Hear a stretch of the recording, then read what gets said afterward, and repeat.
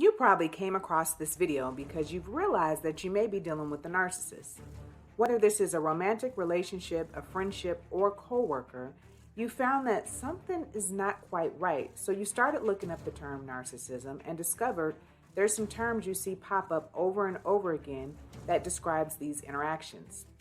Well, if that's you, in this video, we are going to be uncovering the top 10 common words and phrases that are used to describe these interactions.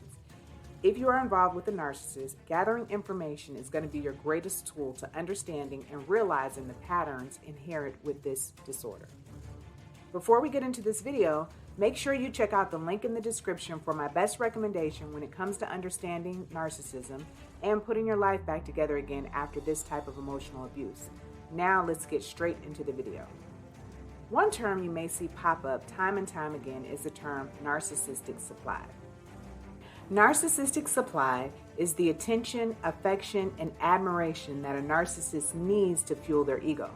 A narcissist constantly needs this supply in order to function because getting this narcissistic supply is what keeps them from having to deal with their true self and feeling unloved or flawed. In a romantic relationship with a narcissist, their partner is referred to as the supply because this is typically the person that continuously provides attention, affection, and admiration. But this attention doesn't necessarily need to come from a romantic relationship. It can come from anyone or anything that constantly provides a narcissist with attention. It could be a friend, a coworker, a neighbor, a business partner, their children, their parents, being in a position of power, and on and on. The next term we'll discuss is love bombing.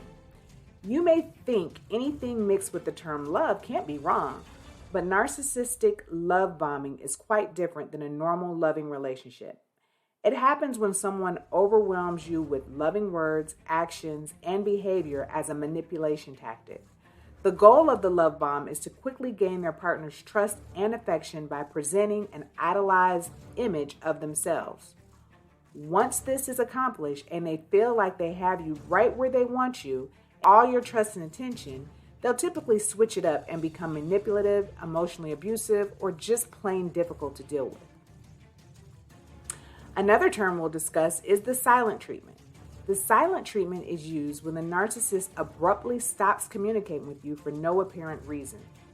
Well, the reason won't be apparent to you, meaning there will be a reason, but you may not be privy to that knowledge because though a narcissist can come off as confident and self-assured, in reality, they have a very fragile ego. So they will employ the silent treatment at the slightest of infractions. The silent treatment is typically employed by the narcissist as a form of punishment without them communicating to you what caused the issue. They may employ the silent treatment if you set a boundary they don't like, if you said something they don't like.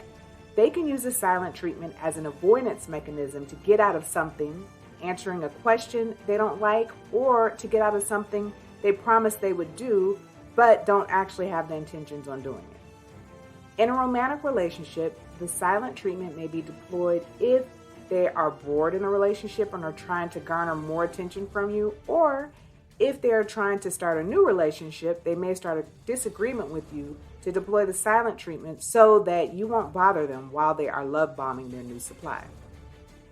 Number 4, the discard. The discard is the term used to describe the phrase when the narcissist leaves you or is no longer interested in dealing with you, for the moment anyways. They don't typically like to discard you permanently unless you've caused them a serious narcissistic injury. More on that later. In the typical discard, they like to do it in such a way in which you'll be right where they left you when they return. But you'll notice the start of the discard because the attention you may have received at the beginning of the relationship will start to diminish, and they now seem somewhat bored by your presence, if they are even still communicating with you. If you are in a romantic relationship, this is typically the phase when they have found another supply. The discard gives them the space and opportunity to focus and concentrate their needs on the new supply. While you are in the discard phase, they are simultaneously in the love bombing phase with their new supply. Number 5, the Hoover. This slang term gets its name from the Hoover vacuum cleaner. This is the word used to describe how a narcissist sucks you back in like a vacuum cleaner after they have discarded you. When you met the narcissist, they were probably one of the sweetest, most charming people you ever met. You see, narcissistic relationships usually end with a discard. In the beginning of the relationship, they think you're the best thing since sliced bread, but eventually you will get discarded like all others before you. After the discard, you may feel despair, sadness, and confusion. The narcissist will leave you high and dry. The issue is, once you have realized that they're not coming back and you've decided to take your life back into your own hands, this is when they will make their perfectly timed return. They will tell you how they were wrong for leaving you and tell you that they miss you and just would like one more chance to make it right. Everything you wanted to hear while you were in the relationship. Once you give them this one more chance, they will likely go back to their old ways and discard you again. You see, after a narcissist has discarded you, they typically only come back because they are low on narcissistic supply, which we discussed earlier. You know, the fuel that they need to keep moving forward. If you allow them to, they will likely employ the Hoover on you over and over again anytime they are low on supply, only to discard you once again as soon as their primary supply sources are replenished. Number 6 is gaslighting. Gaslighting is a tactic the narcissist uses to make you believe you don't remember things the way they actually occurred. They may make you question your reality by saying things like, you have a terrible memory, or you're not remembering that correctly.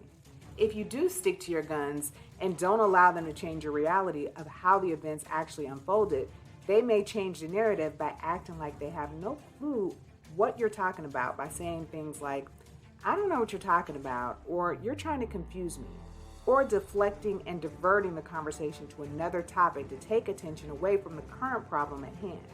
For instance, you may have caught them at the bar flirting with another man or woman, something they should not do in a relationship. Instead of addressing the issue at hand and apologizing, they may say, why were you there? You told me you were tired. Now, instead of the conversation being about them flirting with someone at the bar, it's an argument about why you went out when you said you were tired. Gaslighting is a classic narcissistic tactic. Number 7, crazy making. It's similar to gaslighting in that both are manipulation tactics that play with your mind. The narcissist presents a convincingly logical sounding argument that makes absolutely no practical sense. Crazy making is a lose-lose situation because it makes it impossible for the abused to win. Basically, damned if you do and damned if you don't. For example, the narcissist may say that you never cook for them and that they would much rather eat in than spend so much money out at a restaurant. For the next meal, you decide to take their advice and eat in, but instead of being happy, they then complain that you didn't cook what they wanted, or they would have preferred that you did this on a different night, or any other number of excuses. This will likely start an argument that goes in a circle with no clear path to resolution, making you feel crazy, confused, and wondering what you could have done differently to make it better. Number 8, flying monkeys. The flying monkey is the person that the narcissist may use to help them do their dirty work. The flying monkey can help them spread lies about the real victim. The flying monkey can be the person the narcissist turns to complain about how unfairly they are being treated by any number of situations. The flying monkey will be the one who comes to their defense, providing the attention the narcissist needs to make them feel like they are right in any situation. In healthy relationships, differences of opinions are respected. However, narcissists do not like to be disagreed with. The flying monkey is the one the narcissist can depend on to always have their back and agree with them when they're wrong. Number 9, the smear campaign. The smear campaign is a tactic used by the narcissist to try and ruin your reputation or just tarnish it a little. The narcissist will be more likely to try to ruin your reputation if they have sustained a severe narcissistic injury. But even if they haven't, it's likely that they will run a smear campaign on you. They want to plant the seeds to tarnish your reputation just enough so that if things go wrong in a relationship, friendship, at work, at school, at church, or wherever it matters, that they will have put enough doubt in everyone's mind about you that everyone will automatically think you are to blame. They will not suspect that the narcissist was the puppet master all along. Before we get into number 10 common terms in dealing with narcissistic interactions, Make sure to check out the link in the description for my best recommendations on getting over your narcissistic abuse and living a better life. On to number 10. Number 10, narcissistic injury. Narcissistic injury is the blow the narcissist takes to their already fragile ego. If you threaten a narcissist's ego, discard a narcissist before they have another narcissistic supply ready, disagree with them, make them feel shame, or do anything that gives them a taste of their own medicine, they may sustain a narcissistic injury to their ego. The more severe the injury sustained, the greater the revenge they may invoke. And there are no limits to how far a narcissist will go to seek revenge on someone who has caused them a narcissistic injury. They can employ any number of things, such as a smear campaign, cheating with your best friend, the silent treatment, and just about any tactic they feel will be the appropriate amount of punishment for your actions. And trust me, they can be very creative. The possibilities of how you can be potentially punished for a narcissistic injury is unlimited. I hope this video gave you a clearer understanding of the terminology used when it comes to dealing with narcissistic relationships. If you enjoyed this video, please make sure to like and subscribe and check out some of the other videos below related to this topic. And now to the next video.